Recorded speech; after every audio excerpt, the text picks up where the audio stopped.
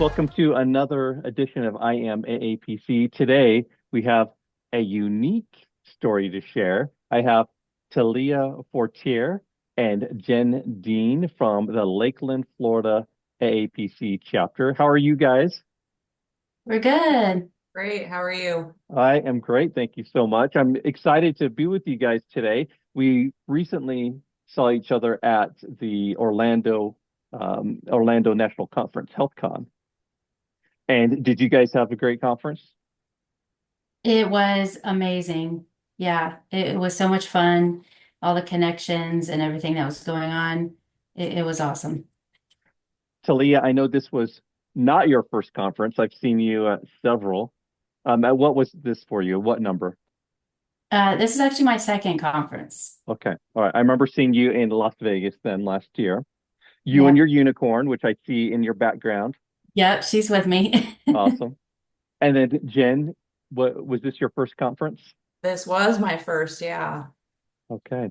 All right. Well, we're going to talk a little bit about your backgrounds for each of you, and then we're going to talk a little bit about the chapter because you guys have a unique chapter story that I think will inspire other chapter officers and inspire those who may have struggling AAPC chapters. So first, Talia, we'll start with you as chapter president of the Lakeland, Florida chapter. Tell us a little bit about yourself. How long have you been in the industry for, and how long have you been an AAPC member for? So I've been an AAPC member since 2000, like December of 2017. I got certified in 2018, but I've been in coding since 2016. So about a couple years before I was actually, or about a year or so before I was certified. So I've been doing it for, almost 10 years now. Okay. Yeah. And what led you into this career path? Uh, you know, One of those, I was a stay-at-home mom, husband, health declined, had to figure out what to do. I was a preschool teacher, but that wasn't going to sustain us. So a friend of mine led me into bill review, working alongside other coders, and I fell in love with it from there and decided to get certified and make this my career. So yeah, working alongside the other coders and seeing what they did and the research that they did and everything and how much they loved it made me want to do that. And I learned a lot from them and discovered that like this is something I could be passionate about and, make it my life's work. And I can go into teaching, from there, because I'm that teacher at heart. So yeah. And I this love is it. where I am. Okay, all right. And we know how difficult, and you guys especially know how difficult it is to pass the CPC exam. Talia, what was that like studying for the exam and then actually taking it? Uh, any um, memories of that experience? Yeah, so I've taken a few exams with AAPC now. I have four total credentials at the moment. I basically used my experience and, in all aspects of my life, like from school and work to prepare. I did a lot of studying, especially for, coding, medical terminology, and the ethics sections. I spent a lot of time practicing with the code books, study guides, reviews, doing practice exams. Highly, highly recommend the practice exams. Uh, uh, with it being an open book test, getting used to finding information quickly was like extremely important. Time management is also something to think about. It was a little bit challenging, but I just kept practicing and pacing myself to ensure that, I wasn't rushing through the questions. Um, and I'd say my biggest advice is to be comfortable with the code books so you have time to look things up during the test. And, those practice exams, they, are very similar to the actual exam, and they give you a huge insight into what's actually on the real exam. And, the med terms and anatomy, being familiar with those Um, but yeah, also paying attention to those combo codes and, your excludes and the use additionals, things like that. I know that's a lot of thing that trips people up on the exams. So if you get more familiar with those, you'll be a little more comfortable. And then the number one thing is your guidelines. That's the coder's Bible. Being super familiar with those guidelines because a lot of the questions is going to be, do you know your guidelines essentially? So yeah, lots and lots of, studying over those and, notating, highlighting, things like that. So you know where to go to when you are sitting in for your exam. Okay. Okay. What credentials do you hold, Talia? I am a CPC, CPMA, CRC, and newly approved instructor. All right. Congratulations. Thanks. Jenn Dean from the Yes. Pacific Northwest, who is a transplant to Florida. Yes. We spoke a little bit before we recorded. Jenn, tell us a little bit about your background in the revenue cycle of healthcare. I am actually very green in the revenue cycle of healthcare. I got my certification last April, and I am still on the job hunt. I came to medical coding because I was an entrepreneur for 13 years, a tutor and editor while my kids were young. Similar, family needing to support the family story as Talia has. Um, but also as AI came into play, it was starting to threaten both industries I was working in, tutoring and editing. And now that my kids are older, I started reevaluating what I wanted life to look like now and 20 years from now. So I aligned my skill set, looking at different careers, looking at what would not be negatively impacted by AI, what I could still be doing 20 years from now. And I landed on medical coding. So that's why I'm where I'm at right now. I got certified and I have my CPC-A. I got certified last April. And in the meantime, I've been job hunting and just finding different unique ways to be actively involved in the coding industry. Yes, I love so much that even though you've never worked as a coder yet, Not you're yet. you're the vice president of the Lakeland, Florida chapter. I am. That is so cool and it's inspiring. And there are others that I've met. You may have seen interviews that I've done with at least one other, but that they have used their work volunteering as a chapter officer to help network and build relationships. Are you feel like you're doing that, Jenn? I am definitely doing that, going to HealthCon, using that as an opportunity to network. I am also an intern for CCO. So I'm just, yeah, finding different ways to network, finding different ways to just stay active, stay involved, show on a resume that I am involved in coding, even though I'm not working Yep. a coding position yet. Yep. I love it. I know at HealthCon we had a CPC-A track. It was the first time we had ever done that. Did you attend that session? Yes, that is Okay. what I did. Okay, tell us a little bit about that because I know if you, from someone I spoke with last year who was in your position, as far as being a CPCA, never having worked in the industry, looking for that first job, they felt like it was a fire hose pointed right at their face. It was just so It, much information. it is. Yeah, It but is, it's a lot of information. I keep telling people it was overwhelming, but in a positive way. I don't know like any other way to put it. Like when you're very suddenly immersed in all of the lingo, all the abbreviations and all the this and all of that. Um, it definitely was an opportunity to learn a lot very, very, very quickly. I came out of my HealthCon experience feeling much more ready to be a coder, understanding the language better, understanding what I needed to do to position myself for a job better, a lot of, I feel more like a coder after my HealthCon experience. So it was worthwhile. It was, yeah. Real quick before we talk about the great things happening at the Lakeland chapter, tell us a little bit about that CPC-A track. It was a new or new sessions at HealthCon. What did you learn? How did it help you as a or soon to be working CPC-A? Part of it was just a matter of what's the right word? Self-esteem boost almost. You have at least for me personally, having a CPCA but not having a job yet, there's imposter syndrome.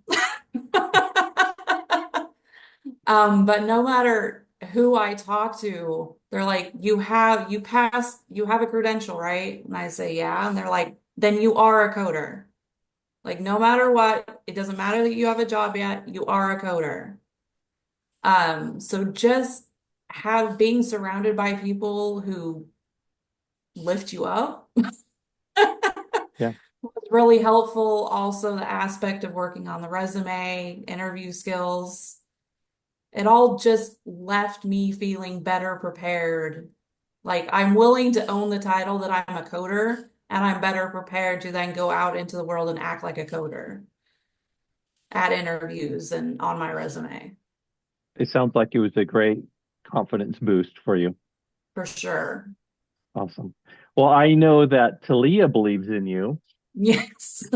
And I want to talk a little bit about your guys' good work with the chapter now. Talia, tell us a little bit about the story of the Lakeland, Florida chapter, where it was, and your involvement to honestly save the chapter from going from closing. So I got my start in coding with the Lakeland chapter. I attended my first meeting there before I was even certified, and it just fully solidified that's what I was going to do because of this community that was built. So when I had moved away and then had recently moved back, so I wanted to get, involved here again. And I had, noticed that there wasn't, hardly any activity going on. So uh, I had reached out to the officers, that I thought were in place and, had discussed with, tried to reach out and discuss with them, if there was anything going on, how could I get more involved? And I wasn't getting any responses. So I reached out to AAPC and local chapters and I asked them, what it is I could do to revive this chapter. I didn't want it to close because, community is important and, our professional growth and things like that. So they instructed me on what to do. I had seen some interviews of previous people who had revived their own chapters, and it pretty much started with reading the handbook, which was extremely helpful. And we still use it in our meetings today. You can ask Jenn. We pull it up in our officer meetings sometimes. And we read through that handbook, and I had put it out there. I went to the main AAPC group on Facebook, and I said, "Hey, I'm from the Lakeland, Florida chapter. I'm trying to revive it. Is there anyone around the area who wants to do this with me? And I have big goals, and I want to create a great team that is, just as passionate as I am about helping others and supporting each other and things like that." And that's where I had quite a bit of people reach out from there. I was really surprised.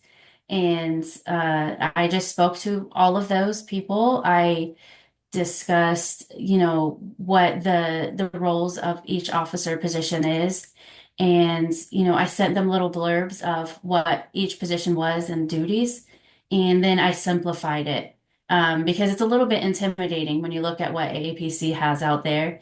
So I just simplified it a little bit. And I said, this is what they typically are, but we're a team. and we do everything together. And that's what I want. So if you feel like you want to be in this particular position, but you're better at taking notes, then okay, we can do that. And that's what we did is we just discussed those things. I created a group chat for those who were interested, held a meeting for those who were interested, and then went from there and narrowed down those select people who felt were like the best fit, as in, between the area and the passion that they had and things that they had to offer and availability, which was really important. You being able to constantly communicate with each other and meet up and things like that. People who are going to be committed to the role. And understanding that this is a volunteer thing. We don't get paid for it. We're fully volunteers, and we just put this out there, and help guide, our coding community. And that's what I did. And I've got an amazing team that was put together. We've been meeting. We have a group chat that is blows up every single day. We're constantly communicating and revamping things. Yeah, It sounds like you guys are true friends that we communicate as are. often. Yeah. We are definite friends. I'd say we're basically sisters now. They're stuck with me. Yeah, we get along really well. We all our personalities like mesh really well together, and we have a lot of similarities. And I'm one of those people that I have a lot of ideas and things, a lot of big ideas, and these ladies are really great at reeling me in. And hey, that's a little bit too ambitious right now. Let's think about it for later. And we talk through a lot of things. So I really appreciate that about them. And then the ideas and things that they bring, some of them are far better than I could ever imagine. So yeah, they're really great. Talia, did the AAPC national office tell you that the Lakeland chapter was could be closed? Yeah. And so that kind of got you got you going. Yep, yep. When I had reached out and I said, I haven't been able to get a hold of anyone, I don't know what's going on. They came back with that it is at risk of closing because they've also received no communication. And they said, if you would like to, revive it, you can absolutely do that. And just all you have to do is get a team together of who and what position, and we'll set it in place and go from there. And that's what I did.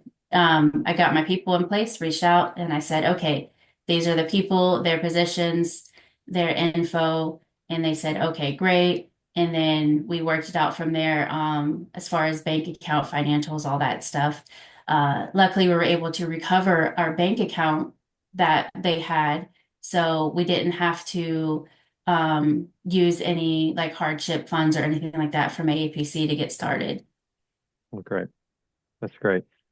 And uh, you know the importance of community. It helped you in your career, and I think that's what makes APC unique and special in any industry, really, because I think you rarely see such a tight-knit group of people, not only in your own community, but nationally.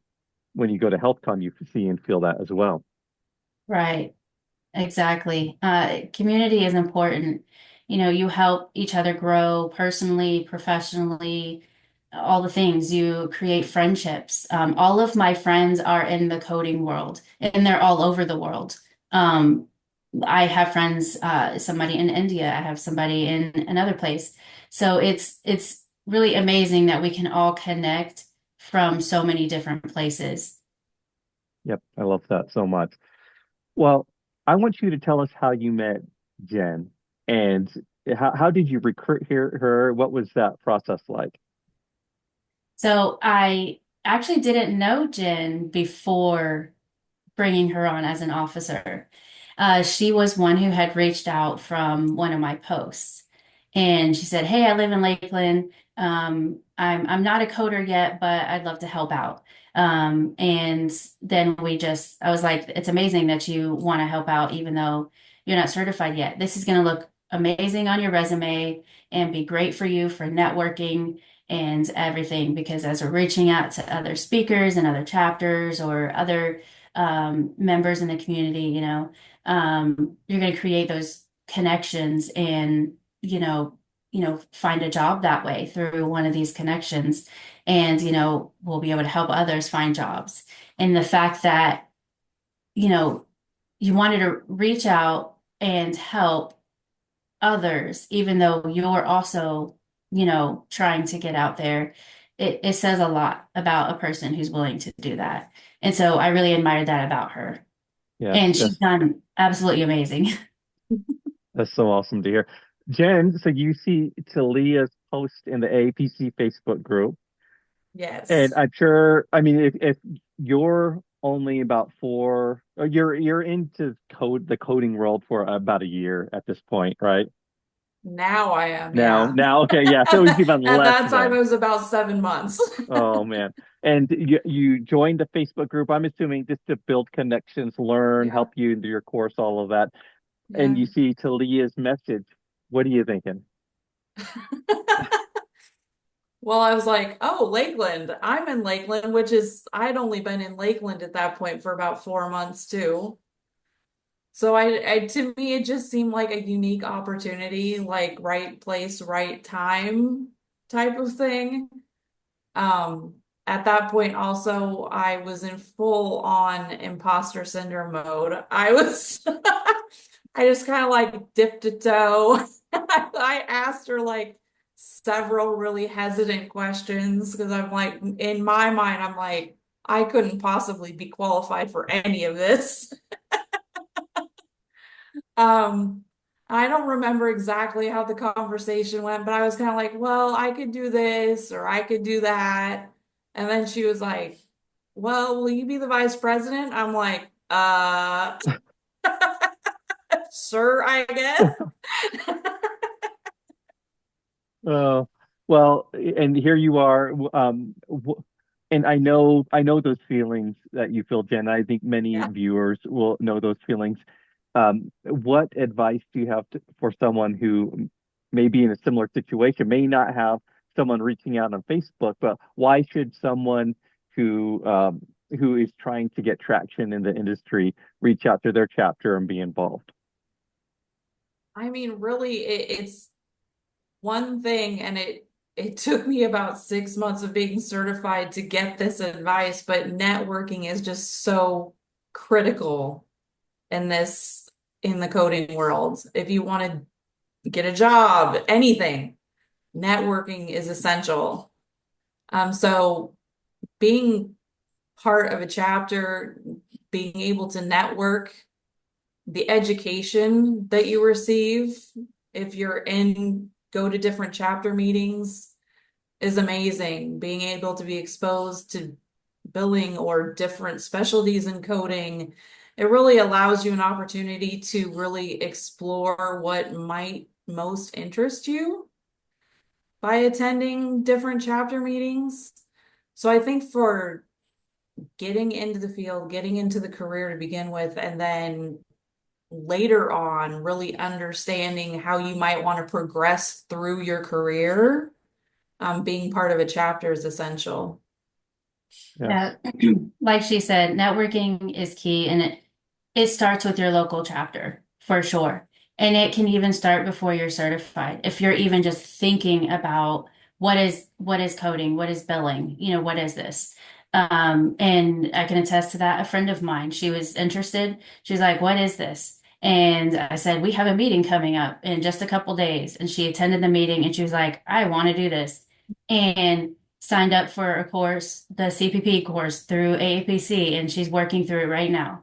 Um, but going to your local chapter meetings, whether it be virtually or in person, is extremely important because you can connect with other people in that profession and the different job titles and things that they have, the different specialties that they work in. You can connect with those different things excuse me, and realize, oh, I like this specialty and I want to go into this. And like when I first started, I didn't know that there was different specialties and all of this. I had no idea. So, I found out most of the things I found out was through local chapters. And so I personally know people who came to a chapter meeting, very specifically her very first chapter meeting. And the speaker had a job opening, and she talked to her afterwards, and she did a face-to-face interview right then at the chapter meeting. And then the next Monday, she had a job offer in her email and started working there. And so many other stories like that. So, connect with your local chapter. If there isn't one in place, see, you can look into your closest one or think about starting your own chapter.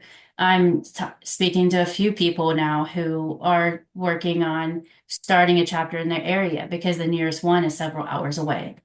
And, a group of them carpool over, and that's not always easy to do. So, reach out to, your other local chapters and how they run things. And, you can ask them for advice. You can reach out to AAPC on how you start a chapter in your area, or if you need to revive one, same thing. But yeah, Talia, highly. yeah, as you shared the story of the Lakeland chapter, you shared a lot of obstacles that you had to overcome to get going again. What was the biggest challenge for you? Um, I think it was getting people to commit was the biggest challenge. Everything else was fairly simple. You know, simple steps like laid out. But a lot of people are intimidated by being an officer because they think it's extremely time consuming. There's a lot of things I don't know. I don't have a lot of experience in the field, or I don't even have leadership experience, and that's okay. That's okay. You don't need any of that. Um, you can come in brand new, not never been a leader before in any way, anything, and this is going to help you gain that leadership experience. You're going to learn a lot along the way. We don't spend hours and hours and hours on chapter business stuff, and getting things started. It's as simple as making phone calls, sending emails out, and then confirming things. And actually running the meetings themselves. We have meetings before the actual monthly chapter meeting, and this is who is doing what and when. And we run like a well-oiled machine at this point of who's doing what in the meeting and after the meeting. And then we meet after, we stay on a little after, and we discuss what went well, what needs to be changed, things like that. Yeah, it's just talking to people that we're a team. We all work together. It's not all on you. If you're feeling overwhelmed in your position, let's talk about it and see what can we do? What can we delegate? What can we move around to so everybody is comfortable and happy and, feeling confident in their role. Talia, when I cross paths with you at conference, you have just a fun energy. Would you consider yourself a natural leader? No. Because you speak when you speak, and like the way you have things organized when you speak about the process of maintaining the chapter and everything. I feel that leadership quality from you. I appreciate that. I have been told that before that I'm kind of a natural leader. I've never seen myself as that because I never really wanted to be a leader. I am like an introvert, a serious introvert. I have a hard time just going up to people and talking to them because I don't know what to say, or I'm intimidated because, they're famous or something, like the top voices in our community, it's just like a little intimidating. But I just, I breathe through it. I stay calm and I collect my thoughts, beforehand. Or in the moment, I just I don't stress about how to respond to something, but rather, this is a conversation and, just go from there. Um, but yeah, I like bringing energy to people. Energy gives me life and encouragement gives me life. And when I have those cheerleaders in my corner, that's what helps propel me to have a voice and, speak up and, try to help others and bring some energy and encouragement to others. And if I can do that, then, I've done my job. Yes, yes. Jen, I have a question for you. Going into it, you probably had a lot of apprehensions. You've Sure. talked about that. But has anything lived up to what you created in your mind as being scary and difficult? Oh gosh, no. Um, I mean, part of the fact that we work together so well as a team helps. And we don't, nobody feels like the entire weight is on them.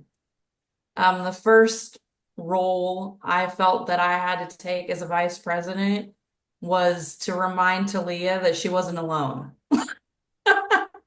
She often was like, I wouldn't have like done anything for a little bit, and I would reach out and be like, "Do you need help with anything? Like, we're here." And I kind of still feel like, as a vice president, like my main role is as a support role. If Talia is needing something or feeling overwhelmed with something, then I'm happy to step in. If our education officer is feeling overwhelmed with something, I'm happy to step in. Um, I don't see myself as a natural born leader either, but I also have learned through my education, like there are different forms of leadership. And one form of leadership is actually like it can be good to be a follower, like that is a form of leadership. So it's okay to just be there and be support for other people. Like that is a leadership style. And that seems to really work with this group of people. So it has not been intimidating. Everybody works so very well together, and leading really isn't that hard. What I love about AAPC and what makes it unique, I think, is that it gives women a place to shine.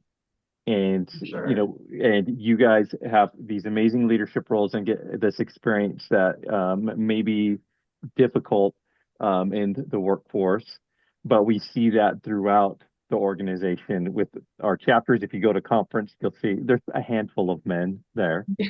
I but love it's that I'm seeing more men these days. yeah, it is fun. I agree. I agree. But I love that it gives you guys the opportunity to shine and exercise those muscles and lead and guide and do great things in your community. So, Agreed. I agree too. all right. Well, I appreciate you guys so much for sharing your story. As we wrap up, I want each of you to share a little something with me. Jen, I'm going to start with you. Okay. Again, just for those CPC-As, like newly credentialed coders looking for that first job, what would you have to say to them in regards to being involved with their local chapter? How do you think that will be helpful to them? As a CPCA being involved with your local chapter, I think I mean, it all goes back to networking, but even in your local chapter meetings, you never know who's in that meeting. So somebody who has a job available might be in that meeting. Um, so just showing up, putting yourself out there, um, not being afraid to let people know you're looking for a job. Because yeah, you never know what connections you're gonna make, ever. Are you on LinkedIn, Jen? I definitely am. Okay, awesome. Well, and would you be all right if other CPCAs in your situation reach out to you, maybe get some inspiration and advice? Of course. Okay, all right. Look for Jen on LinkedIn. And then Yes. Talia, what advice do you have for those who may be facing a chapter closure in their area? Uh, my first, the first step would be to contact AAPC and the local chapters team and find out what steps do you need to take to revive your chapter. And yeah, they will work very closely with you on what you need to do.